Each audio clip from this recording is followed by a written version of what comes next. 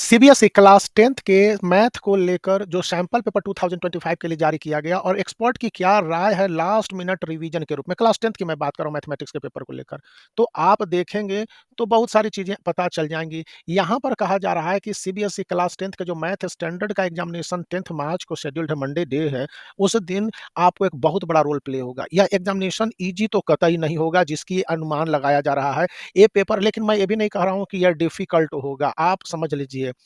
तो कैसा होगा ये पेपर? ये पेपर कुल मिलाकर मॉडरेट से लेंदी की ओर जाएगा जैसा मोस्ट ऑफ द एक्सपर्ट कह रहे हैं। इस पेपर को जो डिज़ाइन किया गया है, वो काफ़ी हद तक सिलेबस 2024-25 और मार्किंग स्कीम के वेटेज के हिसाब से है। तो सबसे पहले आप इसको इस रूप में समझ लीजिए कि नंबर सिस्टम से 6 मार्क्स के क्वेश्चन आने हैं, अलजेब्रा से 20 मार्क्स के क्वेश्चन आने हैं, फिर कोऑर्डिनेट ज्योमेट्री से 6 मार्क्स के क्वेश्चन आने हैं, ज्योमेट्री से 15 मार्क्स के क्वेश्चन आने हैं, ट्रिगो से 12 मार्क्स के क्वेश्चन आने हैं, मेंसुरेशन से 10 मार्क्स के, स्टैटिस्टिक्स एंड प्रोबेबिलिटी से 11 मार्क्स के, टोटल 80 मार्क्स के क्वेश्चन आने हैं। इसको आप अच्छे तरह से समझ लीजिए।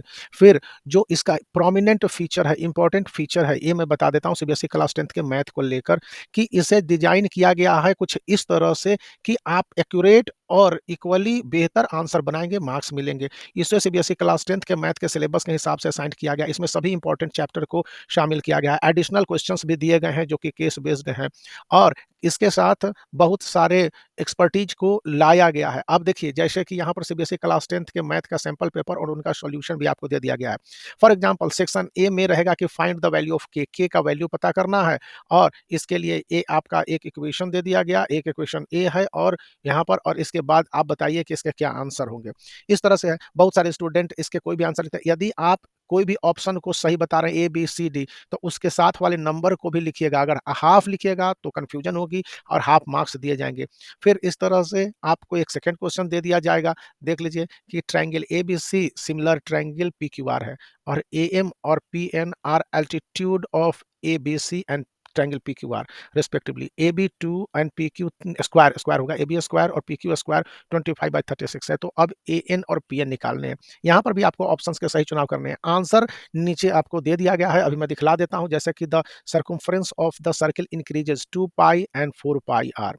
तो यहाँ पर आपको ओरिजिनल एरिया है। अब देखिए यहाँ पर हाफ होगा, डबल होगा, 3 टाइम्स होगा, 4 टाइम्स होगा, कौन सा सही होगा, ये आपको इस तरह से लिखना है। आप मान लिया जाए कि कोई भी आंसर लिखते हैं, आंसर लास्ट में यहाँ पर दे दिया गया है। देखिए आंसर है कि ये सॉल्यूशन प्रोवाइड कर दिया गया है यहाँ पर, तो इसके लिए कोई दिक्कत नहीं है। अब ये सॉल्यूशन भी है, तो इस तरह से है जैसे कि ग्राफ वाले क्वेश्चंस हैं। अब देख लीजिए यहाँ पर फिर जो डायग्राम बेस्ड या फिगर बेस्ड क्वेश्चंस होंगे, उसके लिए आपको डायग्राम को समझने होंगे और यहाँ पर एंगल बी ओ सी के बारे में कहता है कि बी ओ सी इस एंगल के बारे में जो कि इक्वल किसके होगा। फिर इसी तरह से area of sector of a circle 20 है, तो एरिया ऑफ सर्किल है तो किस एंगल एट द सेंटर होगा। इसी तरह से -2 and -3 of zeros of quadratic equation है, पॉलिनोमियल्स ये है, तो आपको ये देखने होंगे। इसी तरह से ऑब्जेक्टिव टाइप में आपको असर्शन एंड रीजन वाले क्वेश्चन भी दे दिए जाएंगे, जैसे कि ये स्टेटमेंट होगा और रीजन है। अब दोनों स्टेटमेंट सही है या नहीं है, कि यहाँ पर एक असर्शन है और दूसरा स्टेटमेंट रीजन का है। असर्शन और रीजन वाले क्वेश्चंस आपको इसी तरह से दे दिए जाएंगे। फिर स्टैटिस्टिक्स से एमसीक्यू क्वेश्चन है, इसमें आपको मीडियन एंड मॉडल क्लास बताने हैं। तो क्वेश्चन फिर डायग्राम बेस्ड इस तरह से क्वेश्चंस रहेंगे। तो आंसर देने के लिए सेक्शन बी में आपको इंटरनल ऑप्शन मिल जाएंगे, जहां पर कि आप इंटरनल ऑप्शन के आधार पर क्वेश्चंस का आंसर बताएंगे। तो ये देख लीजिए यहाँ पर कुछ इस तरह से क्वेश्चंस रहते हैं। सेक्शन सी में लॉन्ग आंसर वाले क्वेश्चंस रहेंगे, जैसे आपके पास मेंसुरेशन का क्वेश्चन है, स्क्वायर ऑफ डायमीटर्स करके है। यहाँ पर इंटरनल ऑप्शन मिलेगा तो भी मेंसुरेशन का ही मिलेगा। और इस तरह से प्रोबेबिलिटी का ये क्वेश्चन है, तो प्रोबेबिलिटी का क्वेश्चन यहाँ पर इंटरनल ऑप्शन नहीं है, तो आपको इस तरह से 3 पार्ट है इस क्वेश्चन के, तीनों पार्ट के आंसर निकालने होंगे, तब जाकर इसके लिए जो रिक्वायर्ड मार्क्स हैं फुल मार्क्स मिलेंगे। अब यहाँ पर रेशनल साबित करना है कि √3 इज, अगर √3 दिया हुआ है तो आपको बताना है कि 1 - 2 √3 इज इरेशनल। अब इसको इरेशनल साबित करने का फॉर्मूला है, आप जानते ही हैं, मैं इसके बारे में है क्यू नॉट इक्वल टू 0 और इसके बेस्ट पर अब आप इसको लेकर एज्यूम कर लेंगे लेट, और एज्यूम करके आप बनाएंगे जो भी है।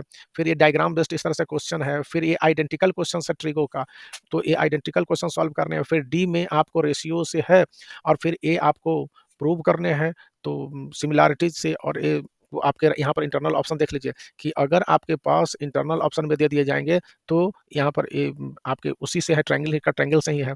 फिर स्टैटिस्टिक्स का इंटरनल ऑप्शन होगा तो स्टैटिस्टिक्स से ही होगा और केवल वहाँ पर वैल्यू का कैलकुलेशन ही कुछ इस तरह से निकालने होंगे।